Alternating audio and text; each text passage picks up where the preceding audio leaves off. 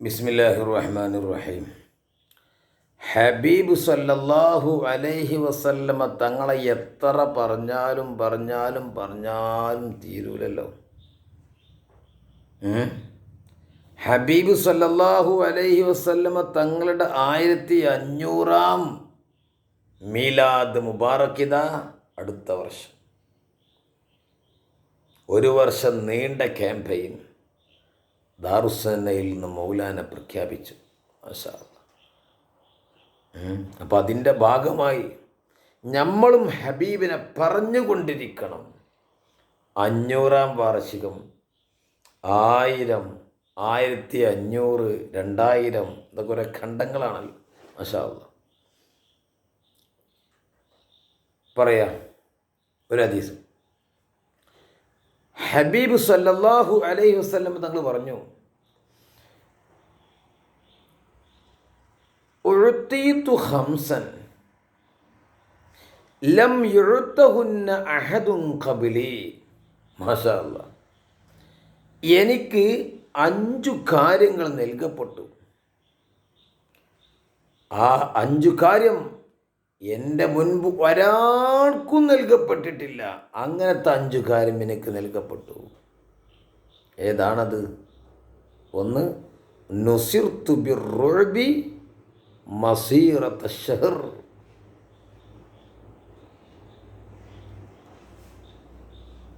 ഒരു ഭയപ്പെടുത്തൽ കൊണ്ട് എന്നെ സഹായിക്കപ്പെട്ടു. എന്ത് ഭയപ്പെടുത്തൽ? മസീറത ശഹറിൻ, ഒരു മാസത്തിൻ്റെ ദീർഘം. ഐഫി ഖദരി മസീരത്തി ഷഹറിൻ ബൈനി വ ബൈനഹു, എൻ്റെയും ശത്രുക്കൾക്കിടയിലും ഒരു മാസത്തിൻ്റെ വൈദൂരം ഉണ്ടാവും. അത്രയും ദൂരത്തായിരിക്കും അവർ ഒരു മാസം യാത്ര ചെയ്താൽ എത്തുന്ന ദൂരം. അപ്പോഴേക്ക് തന്നെ അവർക്കെന്താവും? മുട്ട് വറക്കാൻ തുടങ്ങും.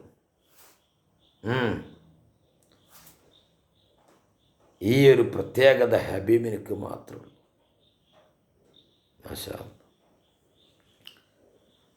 മറ്റൊന്ന്, വജുഇലത് ലിയൽ അർളു മസ്ജിദാ, എനിക്ക് ഭൂമി മുഴുവൻ നിസ്കരിക്കാൻ പറ്റിയ സ്ഥലമാക്കപ്പെട്ടു. മുൻഗാമികൾക്ക് അങ്ങനെയല്ല.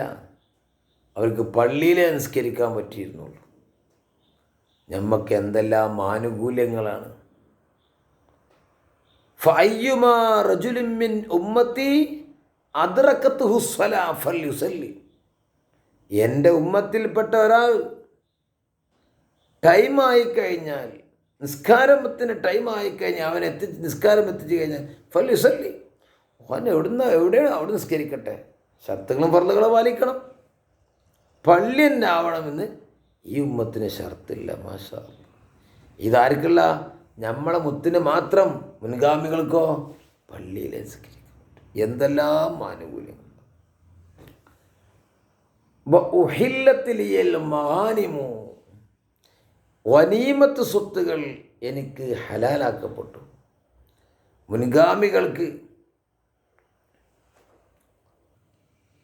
മുൻഗാമികൾക്ക് ജീവനുള്ള വനീമത്ത് സ്വത്താണെങ്കിൽ അത് യക്കൂനും മിൽക്കല്ലിൽ ഓനിമീൻ, അവർക്കുണ്ടാകും. ഓനിമീങ്ങൾക്ക് ദൂനിൽ അമ്പിയായി, അമ്പിയാക്കന്മാർക്ക് കിട്ടൂല. എന്നാ ഹബീബിനോ എന്താക്കി? വനീമത്തിൻ്റെ 5-1 ബി അഹദിൽ ഹുംസി, ഹുംസ് പിടിക്കൽ കൊണ്ടൊരു പ്രത്യേകത ഒൽക്കില്ല. എന്നാൽ ജീവനില്ലാത്ത വനീമത്ത് സമ്പത്താണെങ്കിലോ അതിനെ ഒരുമിച്ച് കൂട്ടിയിട്ട് കത്തിക്കലായിരുന്നു മുൻഗാമികൾ. നമുക്കതിൽ നിയമപ്രകാരം ഓഹരി വെക്കാം. പിന്നെ വഉഅ്തീതു ശഫാഅത്തു, എനിക്ക് ഷഫാഅത്ത് നൽകപ്പെട്ടു. അഥവാ അഷ്ശഫാഅത്തുൽ ഉൾമൽ ആമ്മ, ആ വലിയ ഷഫാഅത്ത്. അതായത് വിചാരണ തുടങ്ങാനുള്ള ഷഫാഅത്തുണ്ടല്ലോ, അത് എനിക്ക് മാത്രമുള്ളതാണ്. ഞാൻ അർശിങ്കൽ പോയി അള്ളാഹുവിനോട് കരഞ്ഞ് സുജൂദ് ചെയ്യുമ്പോഴാണ് വിചാരണ തുടങ്ങുക. അതും എൻ്റെ പ്രത്യേകത. പിന്നെ വക്കാനൻ നബിയു യുബ്അസു ഇലാ ഖൗമി ഖാസ, മുൻകാല പ്രവാചകന്മാർ, നബിമാർ അവരവരുടെ സമുദായത്തിലേക്ക് മാത്രം അയക്കപ്പെട്ടവരാ. ഞാനോ വബുഇസ്തു ഇലന്നാസി ആമ്മാ, ഞാൻ എല്ലാ ജനങ്ങളിലേക്കും നിയോഗിതനാണ്, പ്രവാചകൻ നബിയാണ്. ഇനി കൗമെന്നില്ല. റസൂലുള്ളാഹി തങ്ങളുടെ ആഗമനത്തിന് ശേഷം പിന്നെ ഖിയാമത്ത് നാൾ വരെ മുത്ത് ഹബീബ് നബി എല്ലാ മനുഷ്യരിലേക്കും ജിന്നുകളിലേക്കും. ഈ ഒരു പ്രത്യേകത മറ്റുള്ള നബിമാർക്കൊന്നുമില്ലല്ലോ, നമ്മളെ ഹബീബിന് മാത്രമാണ്. ഇങ്ങനത്തെ എത്രയോ ഹുസൂസിയാത്തുകളും സ്ഥാനമാനങ്ങളുമുള്ള മുത്ത് നബിയല്ലേ നമ്മുടെ നേതാവ്. അന സയ്യിദു ബുൽദി ആദം. മാഷാ അല്ലാഹ്, എന്താണ് ആ പ്രഖ്യാപനങ്ങളൊക്കെ?